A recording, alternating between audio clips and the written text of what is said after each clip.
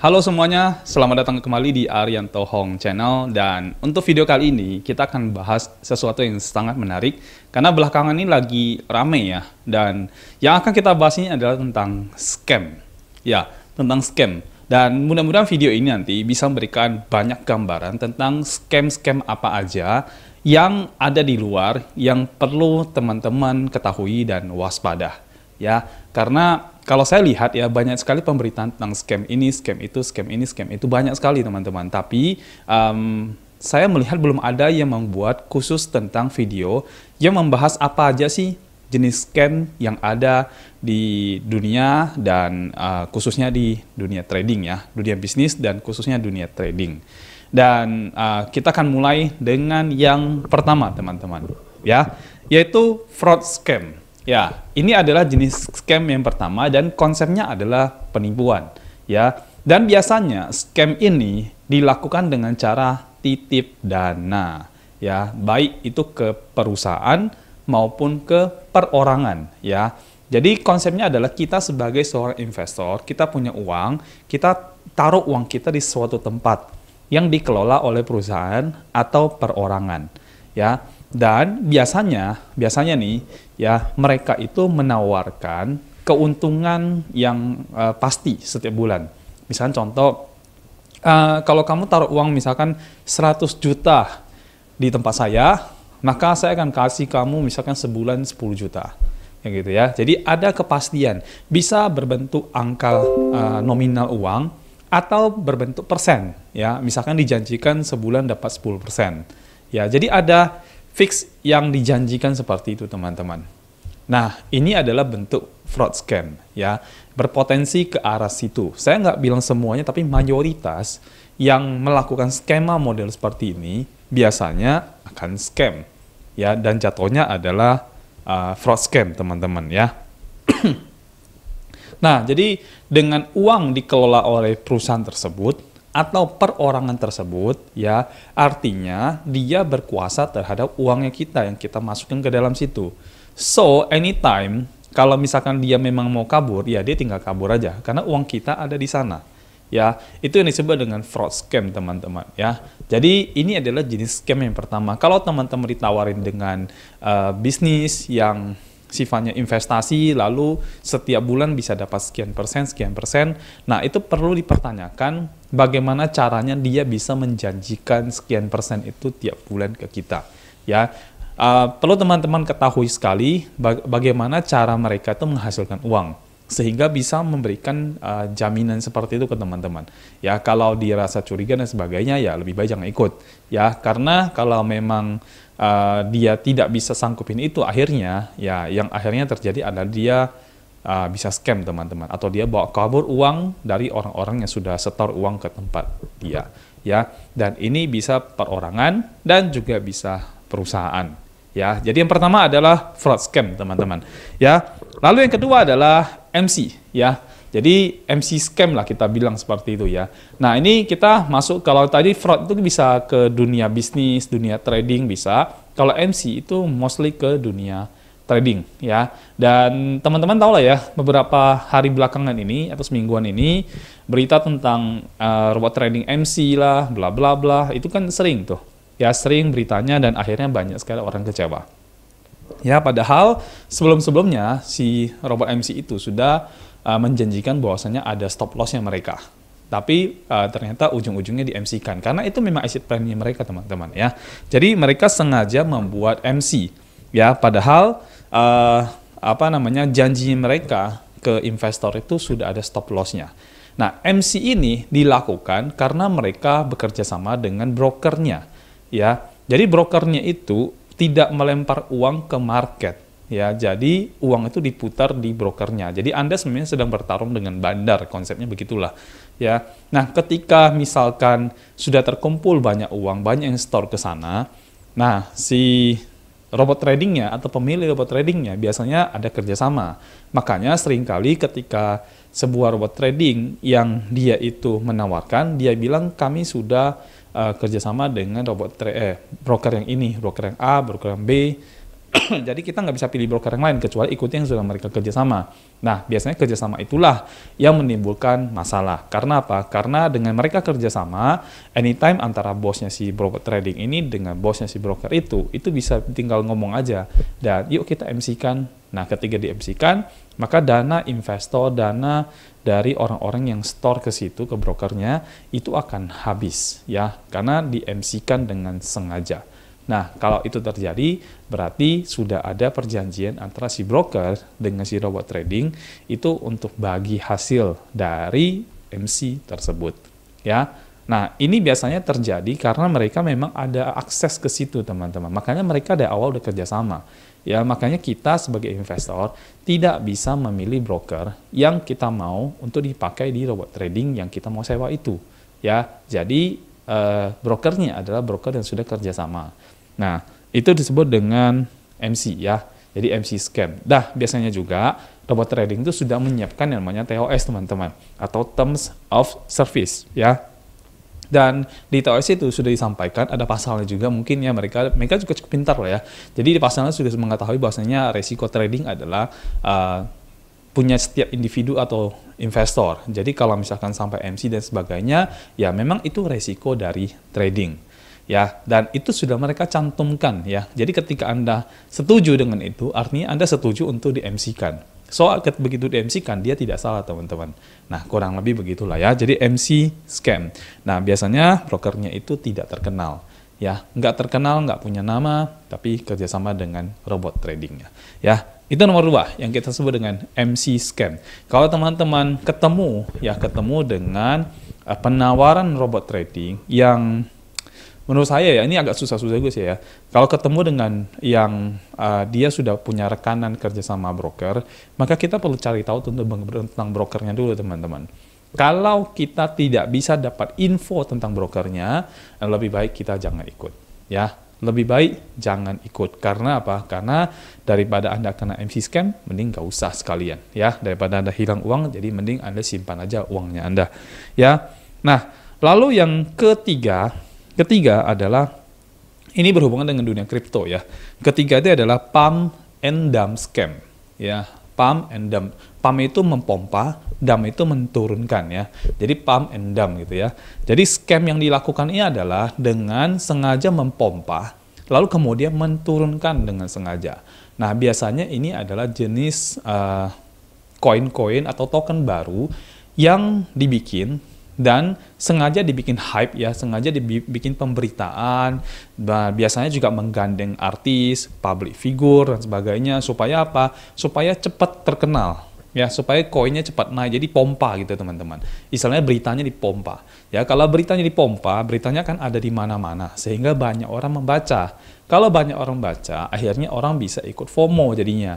Bisa FOMO. Jadi mereka jadi tertarik ikut karena ada si public figure A yang ikut. Atau mungkin ada si pejabat A yang ikut, atau mungkin ada si orang terkenal A yang ikut dan sebagainya lah. Ya, intinya adalah mereka menggunakan public figure, ya artis lah dan sebagainya, influencer lah, supaya apa? Itu menarik minat banyak orang. Dan dengan dilakukan pump seperti itu, maka dia akan naik. Ya, koinnya akan naik, harganya akan naik, teman-teman. Nah, ketika dia sudah naik, disitulah yang pegang-pegang banyak koin, banyak tokennya, itu melakukan penjualan secara masif atau massal. Ya, akibatnya apa? Karena banyak yang menjual, karena jumlah besar dilakukan penjualan, maka terjadi namanya dump. Ya, terjadi namanya penurunan. Ya, nah, inilah yang tidak disadari oleh banyak orang ketika mereka investasi di sebuah koin atau token yang baru. Karena biasanya orang dijanjikan dengan banyak hal lah ya. Bahwa dijanjikan maksudnya koinnya mau naik dan segala macam. Memang karena diproses dipompa gitu ya.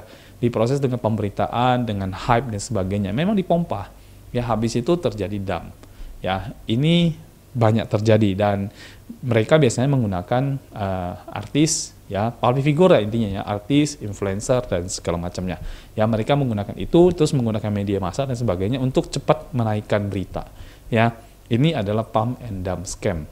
Teman-teman harus berhati-hati dengan konsep ini karena scam model ini agak susah untuk kita tahu. Tapi kalau dari awal kita bisa cari tahu, ya kita bisa banyak lakukan research ya terhadap koin itu, maka itu sangat menolong kita. Dan kalau kita lebih nggak mau kena pump and dump scam, lebih baik teman-teman trading di koin-koin yang sudah punya market cap yang sudah besar atau market capitalnya yang sudah besar. Karena kalau udah market cap besar, biasanya sangat susah dilakukan pump and dump scam, ya.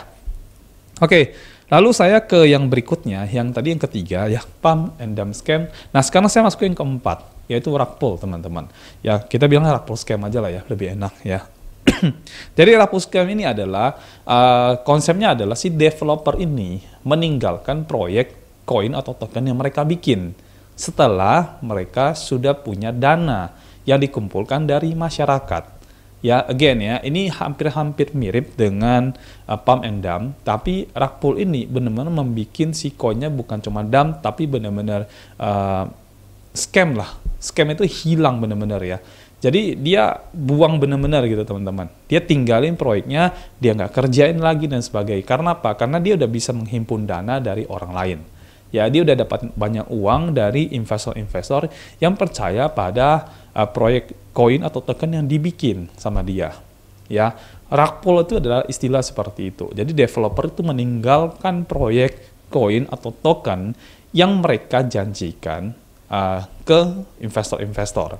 Ya, again, ini adalah jenis-jenis koin baru yang kita perlu waspada. Ya, token-token baru yang kita perlu waspada. Jangan sampai kita tergiur ya. Dan untuk rug pull itu sudah ada kasusnya juga teman-teman ya. Seperti yang teman-teman mungkin ada baca berita dan sebagainya. Salah satunya adalah dengan koin yang sempat diambil dari Squid Game coin ya, Squid Coin lah, ya bahasanya begitulah ya. Squid Coin yang akhirnya rug pull karena dia memanfaatkan hype dari film serial Netflix yang sama judulnya sama ya, Squid Game ya.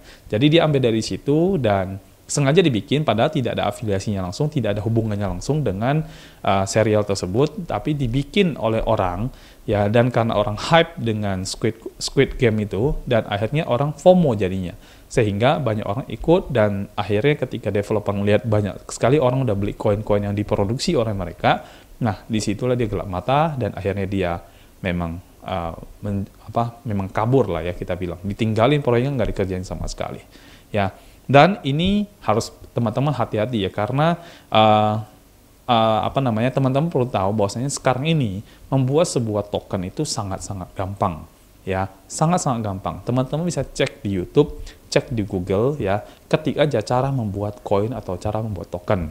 Ya, itu akan keluar banyak info, salah satunya adalah menggunakan BEP20 ya. Itu sangat-sangat mudah untuk kita membuat sebuah koin. Jadi siapapun bisa membuat koin, siapapun bisa membuat sebuah cryptocurrency, ya. Nah, yang jadi masalah adalah ketika sesuatu itu terlalu gampang, maka akan muncul banyak sekali tindakan kriminal, ya, yang sifatnya merugikan orang lain, ya. Karena apa? Karena terlalu gampang. Dan itulah yang merusak gitu ya. Nah, karena dibikin oleh banyak developer, mereka bikin engine, mereka bikin semacam software yang kita bahkan bisa menggunakan software itu untuk membuat koinnya tanpa harus ngerti coding, sehingga apa? Sehingga memudahkan orang untuk membuat koin-koin baru. Ya, nah masalahnya adalah koin-koin baru ini seringkali tidak punya white paper yang jelas, tidak punya proposal yang jelas. Ya, ketika teman-teman mau investasi ke sebuah koin, kan teman-teman harus tahu dong, misalkan koin itu dipakai nanti untuk apa, goalnya apa sih, dia mau bikin apa sih, dan sebagainya. Jadi harus punya proyek-proyek ke depannya, ya, dan itu pun berpotensi untuk rug pull ya. Karena apa? Karena bisa aja ditinggalkan. Ketika apa? Ketika kita udah percaya dengan janjinya mereka, dengan proposalnya, ternyata waktu mereka dapat duit, mereka tinggalkan. Ya, jadi teman-teman hati-hati ketika investasi sebuah token baru atau koin yang baru. Ya, again saja kalau memang mau trading di dunia kripto, tradinglah menggunakan koin yang sudah punya market cap yang sudah besar. Ya, kalau teman-teman main di koin-koin baru dan sebagainya, maka resiko untuk teman-teman kena scam itu sangat-sangat tinggi. Ya, baik.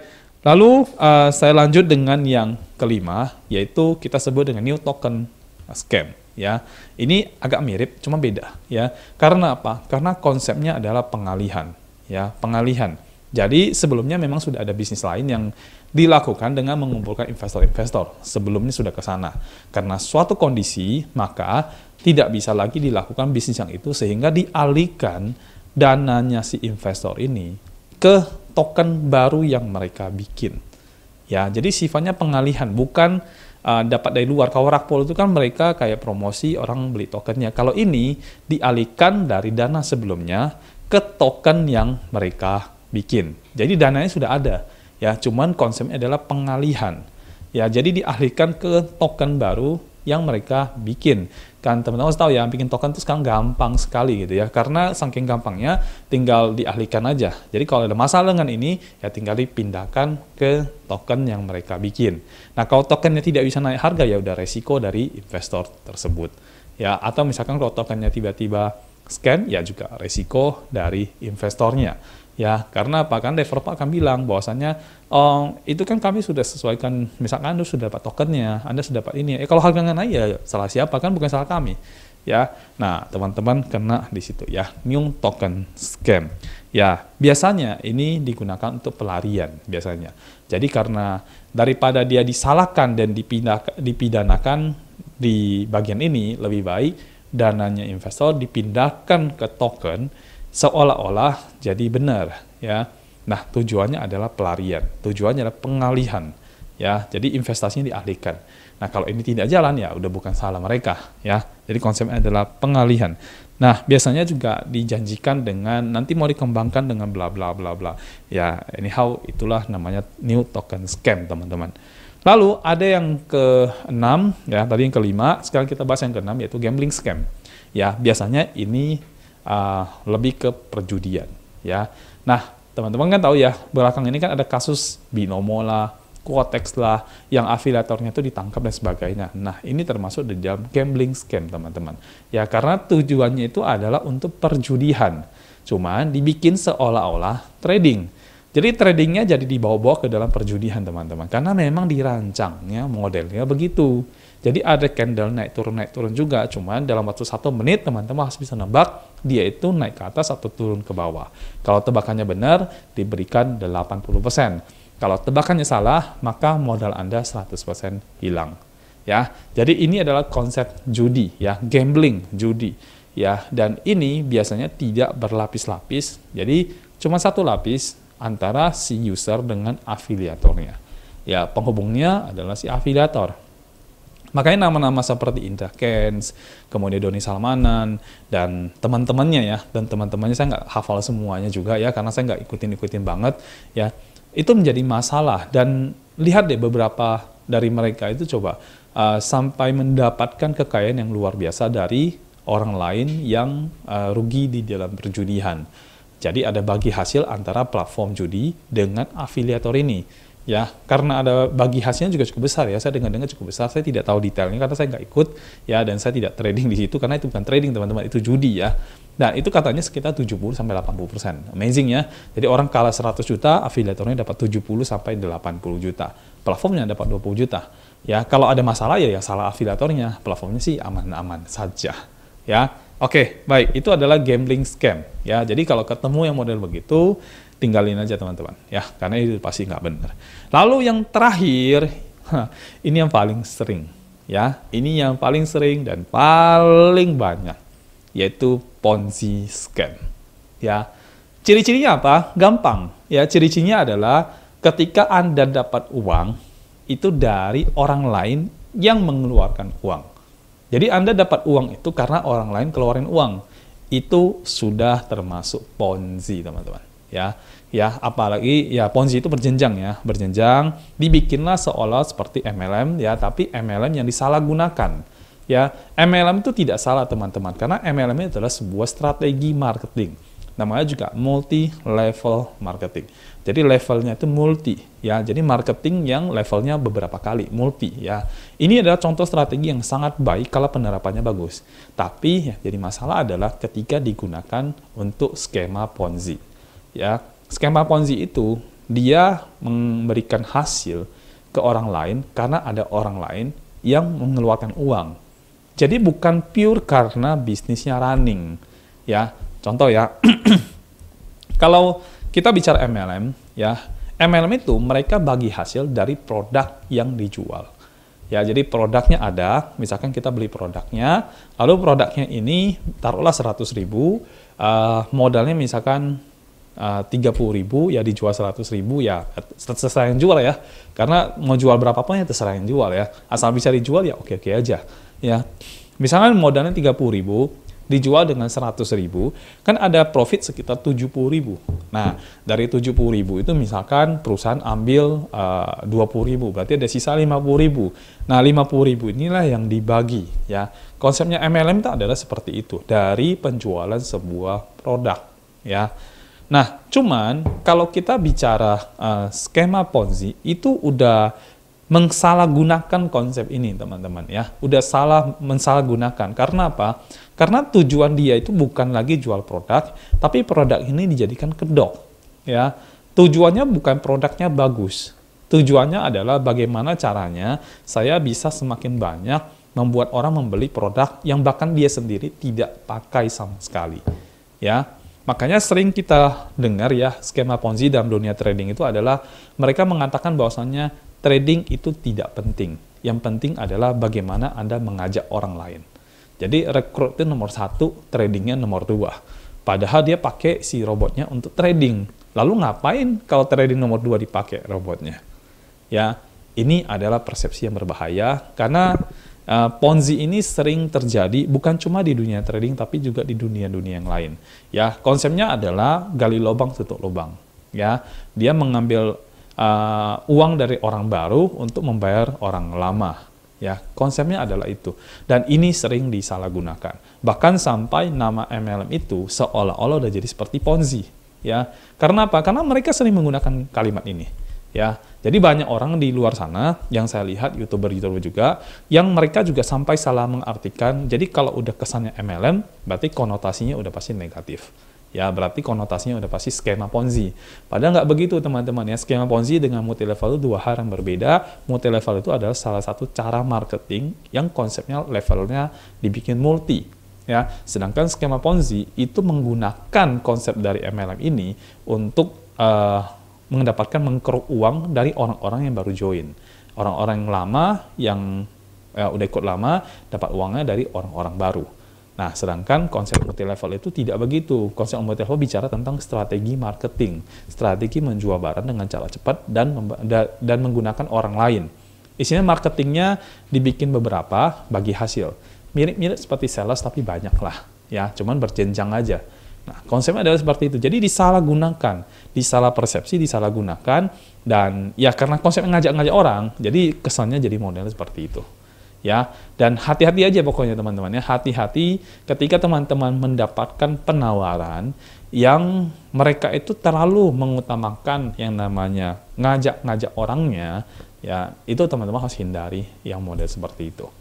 Ya, karena bagaimanapun ketika teman-teman ikut sesuatu, yang penting itu adalah sesuatu itu yang ditawarkan itu adalah apa. Kalau produknya berarti kita fokus di produknya. Kita bicara tentang produknya, bicara kualitas dan sebagainya. Kalau barang bagus, kita ngomong sedikit aja orang udah akan beli. Jadi kita nggak perlu terlalu berlebihan dalam menjual gitu ya. Akhirnya ujung-ujungnya kita malah jadi skema Ponzi ke sana. Justru kita akan bilang produk nggak penting, yang penting Anda bisa rekrut orang. Dan orang itu kalau udah beli produknya ya udah gitu ya. Padahal orang itu beli produknya nggak dipakai sama sekali. Itu pertujuan ke skema Ponzi. Oke, jadi kurang lebih itu adalah 7 scam ya teman-teman yang saya tahu. Kalau misalkan ada tambahan dari teman-teman, nanti tolong komentar di bagian bawah. Ya, kita akan bikin lagi video serial kedua mungkin kalau memang ada. Ya, akan saya bahas nanti untuk teman-teman lain supaya mereka tahu apa aja jenis scam-scam yang ada di dunia di luar sini ya, yang kita hadapin bersama-sama. Nah, lalu bagaimana caranya, bagaimana tips kita bisa terhindar dari scam? Ya, saya mencatat di sini ada 9 teman-teman ya, banyak juga ya. Tapi saya akan bahas satu-satu. Jadi ini video mungkin cukup panjang, cuman kalau teman-teman dengerin sampai habis, mungkin ini bisa bantu Anda untuk menghindari dari scam. Yang pertama adalah hindari titip dana ya. Jangan percaya dengan janji sekian persen per bulan atau sekian rupiah per bulan dan sebagainya. Ya, hindari titip dana. Ya, saya pernah ditawarin sama orang dan orang itu bilang sama saya, Pak boleh nggak Bapak yang tradingkan aja lah. Ini modal saya sekian, saya percaya ke Pak Ari aja. Saya nggak mau sama sekali teman-teman. Ya, apapun ceritanya, kalau udah titip dana itu tidak akan pernah dapat ending yang baik. Ya, yang dapat ending yang baik mungkin 1-2. ya, tapi mungkin yang lain-lainnya, yang mayoritasnya, mungkin semuanya jadi scam. Ya, jadi hindari titip dana. Jadi kalau teman-teman misalkan ditawarin dan teman nanya, ini uang saya dikirim kemana, ditransfer kemana? Kalau ditransfer ke perusahaan A, perorangan A, dan sebagainya, udah nggak usah ikut. Ya, hindari titip dana. Yang kedua adalah, jangan percaya sama copy trade. Ya, jangan percaya sama copy trade. Ya, bukan berarti saya bilang copy trade itu jelek, enggak ya. Cuman lebih baik Anda jangan percaya dengan copy trade. Kenapa? Kalau Anda percaya dengan copy trade, itu ada unsur manusianya di dalam situ. Dan teman-teman harus ingat ya, copy trader itu atau si tradernya yang teman-teman ikut cara tradingnya dengan copy, itu adalah orang-orang manusia yang bisa serakah, yang bisa greedy. Ya, ketika saya dapat penawaran mungkin 100 juta, saya mungkin biasa aja. Dapat 1 M, oke lah gitu ya. Dapat 10 M, ini mulai agak besar. Dapat 100 M, mungkin saya udah mulai gimana-gimana ya. Dapat 1 T, pikiran saya mungkin bisa berbeda teman-teman. Yang tadinya saya benar, malah jadi tidak benar. Kenapa? Karena nominalnya jadi besar sekali. So, hati-hati ya. Jangan percaya dengan copy trade. Ya, jangan percaya dengan copy trade karena di situ masih ada unsur manusianya. Ya, jadi harus hati-hati ya, jangan sampai Anda percaya dengan copy trade ya. Nah, yang ketiga adalah, dan sekali lagi ya, kalau Anda pakai copy trade, biasanya Anda setor uang ke copy tradernya. Artinya Anda titip dana sih ke perorangannya ya. Yang ketiga adalah jangan tergiur dengan penawaran token atau koin yang baru yang punya segudang janji surga ya. Walaupun itu datangnya dari orang terkenal atau artis lah atau influencer lah dan sebagainya. Jangan mudah tergiur dengan penawaran yang seperti itu.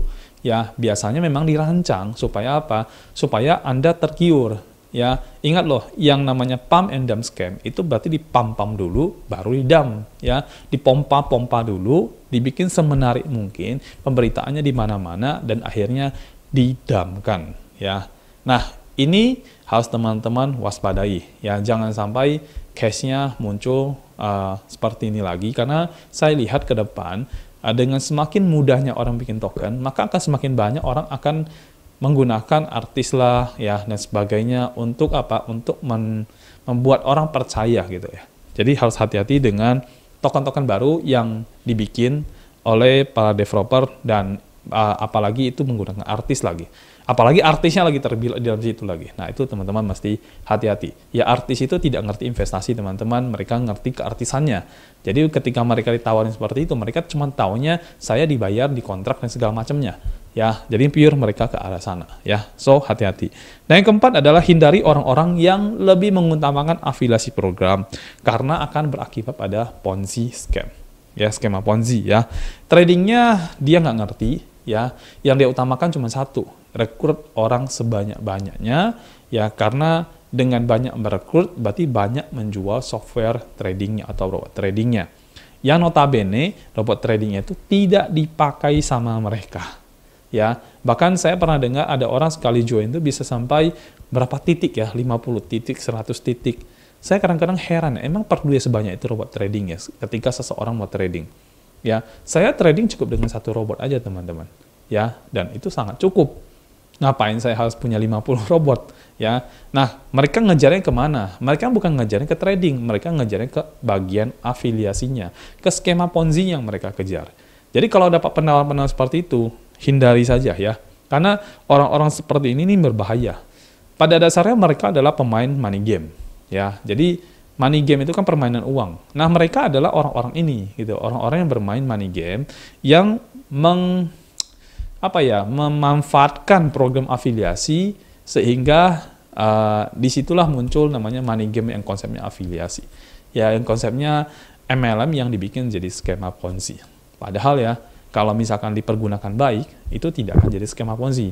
Ya, kalau mereka semua berpikiran baik, mereka fokus pada produknya, maka tidak akan terjadi skema Ponzi, teman-teman. Semua orang membeli produk karena mereka membutuhkan. Ya, contoh lah kayak produk MLM lah. Kalau saya beli itu memang karena saya mau beli, saya mau pakai produknya. Kalau saya beli robot trading, sewa robot trading, ya memang karena saya mau pakai buat trading. Ya, nah kalau itu diutamakan, maka konsep dari afiliasinya jadi bagus. Tapi ketika itu dikesampingkan, maka ini akan menjadi skema skema Ponzi jadinya. Ya, money game lah kita bilang ya. Jadi rekrut itu nomor 1, tradingnya itu nomor 2, 3, 4, 5, 6. Ya, kalau dulu di perusahaan multi level, ya rekrutnya nomor 1, produk itu cuman kedok lah kata orang. Nah, kalau ini ya tradingnya jadi kedok. Ya, kasihan ya, jadi trading benar itu jadi salah gitu deh. Di mata orang-orang yang dapat salah info, dapat salah pemberitaan. Ya, sekarang kan beritanya marak banget tuh. Trading scam lah, bla bla bla. Jadi orang-orang baru yang nggak ngerti tentang trading, mereka punya mindset semua trading itu scam, ya. Trading crypto scam, trading forex scam, ya. Terus trading apa lagi? Pokoknya semua jenis trading itu jadi scam seolah seperti itu, teman-teman. Ya. Dan percayalah, setiap industri yang berjalan, yang booming, pasti selalu ada yang fraudnya, pasti selalu ada yang scamnya, ya. Jadi harus hati-hati ya. Dan mungkin teman-teman juga banyak dengar sekali lagi dari YouTuber-YouTuber di luar sana, banyak bicarakan scam ini, banyak scam. Iya, karena apa? Oknumnya banyak. Tapi tradingnya itu tidak salah. Karena trading sendiri itu artinya dagang. Ya, dagang itu berarti proses menjual dan proses membeli. Ya, cuma itu aja. Cuma disalahgunakan oleh oknum-oknum yang tidak bertanggung jawab. Oleh orang-orang yang money game. Ya, disalahgunakan sama orang-orang seperti ini. Ya, itu sama aja, semua barang juga asalkan disalahgunakan, ya semua jadi tidak benar. Ya, motor, mobil kalau kita pakai baik itu mengantarkan kita dari satu tempat ke tempat yang lain. Tapi kalau kita tidak pakai baik, kita pakai ugal-ugalan, itu jadi balap liar. Ya, yang tidak disetujui siapapun gitu. Kalau terjadi tabrakan orang mati bagaimana? Ya, nah pada dasarnya semua produk, semua barang itu pada dasarnya bagus. Tapi ketika disalahgunakan itu jadi jelek. Trading juga seperti itu. Ya, trading yang benar itu banyak juga. Ya, banyak kok trader-trader yang tradingnya benar dan sebagainya. Tapi terus robot trading juga ada yang bikin memang untuk tujuannya adalah untuk membantu dia trading. Ya, saya juga tidak bilang saya full pakai manual. Saya juga ada pakai robot trading juga. Karena apa? Karena konsep dari robot trading adalah membantu supaya kita itu tidak manual trading sekali. Teman-teman bayangin ya, kalau manual trading itu lumayan capek loh. Dengan bantuan robot trading itu membantu kita supaya mempermudah tradingnya. Nah, tapi yang celaka adalah robot trading ini disalahgunakan sama money gamers. Ya, orang-orang yang mereka itu dari dunia money game, dunia MLM yang disalahgunakan dan sebagainya, mereka pindah produknya sekarang masuk ke dunia trading sejak pandemi 2020. Ya, ini masalahnya. Ya, sehingga muncul kan banyak kasus kan, banyak yang ya gitulah, banyak orang jadi rugi karena itu. Dan kita udah berusaha untuk memberikan edukasi, cuman ya memang kita kalah channel ya dengan mereka ya. Oke, baik. Lalu yang kelima adalah jangan mengalihkan aset atau dana Anda ke koin baru yang developer itu baru bikin karena tujuannya pengalihan. Ya, teman-teman harus hati-hati ya. Ketika teman-teman sudah investasi ke sebuah company, kalau bisa dari situ teman-teman tarik. Kalau alihkan ke tempat lain, kita perlu waspada. Ya, apapun cerita di belakangnya itu kita perlu waspada. Ya, apalagi dialihkan ke koin baru yang mereka bikin sendiri. Itu tidak ada harganya, teman-teman. Karena siapa yang mau beli koin itu? Kecuali mereka sendiri. Ya, dasarnya tidak ada. Ya, dasarnya cuma bualan dan akhirnya Anda tergiur dan ya nanti Anda jatuh sendiri. Ya. So, hati-hati jika konsepnya adalah pengalihan. Ya. Nah, kalau misalkan teman-teman ingin trading, maka carilah broker yang sudah punya nama, ya kan? Searching aja di Google, ya kan? Jika di kripto, maka teman-teman bisa ketik exchanger nomor 1 di dunia, ya, atau broker nomor 1 di dunia. Searching aja di Google, karena informasi di Google itu cukup lengkap sekali untuk teman-teman cari tahu, ya. Jadi sebelum trading, kalau mau cari broker, ya searching aja di Google, cari tahu tentang informasi tentang brokernya. Kalau di Google namanya tidak muncul, lebih baik nggak usah ikut. Ya. Atau dia muncul tapi urutan kesekian-sekian, lebih baik juga nggak usah ikut. Ya. Karena biasanya kalau sudah punya nama, biasanya dia akan muncul di paling depan. Ya, contoh lah, kalau misalnya saya bilang, kalau perbankan Indonesia, saya ketik aja perbankan nomor 1 di Indonesia, pasti nama BCA muncul, teman-teman. Nah, kalau nama BCA muncul, apakah kita ragu dengan seperti itu? Nah, kita tidak ragu. Kalau kita bicara, bisa nggak BCA scam? Kemungkinan besar bisa. Kemungkinan kecil bisa. Ya, tapi berapa persen dia bisa scam? Taruhlah, misalkan dia sampai scam, kalau bank nomor 1 di Indonesia scam, sekarang saya mau tanya ke teman-teman, mau di bank mana lagi teman-teman mau simpan uang? Kalau yang nomor 1 aja sudah scam. Ya, tapi kalau kita bicara bank BCA mau scam, itu kayaknya sangat kecil kemungkinan terjadi. That's why ketika saya ditanya orang, Pak, kalau saya mau simpan uang, saya enaknya simpan di bank mana? Saya pasti akan rekomendasi yang yang nomor satu di Indonesia dong, yaitu apa? Ya contohnya Bank BCA lah. Ya, bukan saya lagi promosi ya teman-teman ya. Saya cuma mau nunjukin bahwasannya kalau teman-teman mau cari tahu tentang sebuah institusi atau misalkan perusahaan broker, ya cari tahu aja Google. Ketik aja gitu nomor satu di Indonesia atau nomor satu di dunia, broker nomor satu di dunia, nanti akan muncul kok datanya. Di situ kita bisa tahu itu broker bagus atau tidak ya. Oke. Yang ketujuh ya, jika ingin menggunakan robot trading, ya kan sekarang banyak robot trading yang katanya scam lah ini tuh. Nah, jika ingin menggunakan robot trading, maka carilah robot trading yang menggunakan konsep API binding ke brokernya. Ya, API binding trading ke bagian brokernya. Ya, jadi platform antara robot trading dengan exchanger-nya terpisah sama sekali. Ya, brokernya atau exchanger-nya kita yang pegang sendiri teman-teman, dananya kita yang kelola sendiri.